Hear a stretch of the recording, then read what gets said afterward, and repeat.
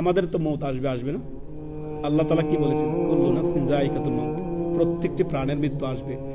এই সময়টা আপনিও আমিও রিয়েলাইজ করব, তাই না?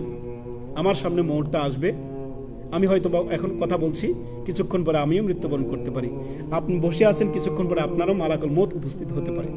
যদি আমরা ঈমানের সাথে মৃত্যুবরণ করতে পারি, সলেহ আমলের সাথে মৃত্যুবরণ করতে পারি, নেক আমলের সাথে মৃত্যুবরণ করতে পারি, ঈমানের উপরে দৃঢ় থেকে মৃত্যুবরণ করতে পারি, এই আয়াত আপনার আমার জন্য দুনিয়াতে সুসংবাদ বয়ে নিয়ে আসছে।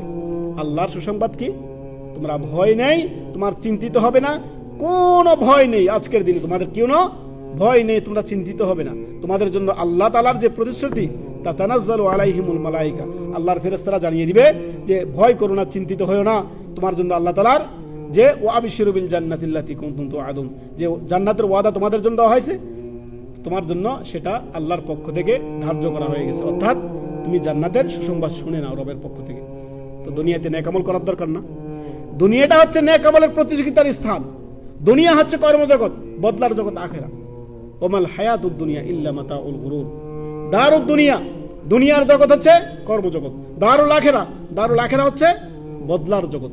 সেই জগতে কোনো কর্ম নাই, সেই জগতে শুধু যা করবেন দুনিয়াতে সেটার বদলা আপনি পরিপূর্ণভাবে পেয়ে যাবেন। আসুন আল্লাহ আমাদেরকে তওবা করার তৌফিক দান করুন, নেক আমলে প্রতিযোগিতা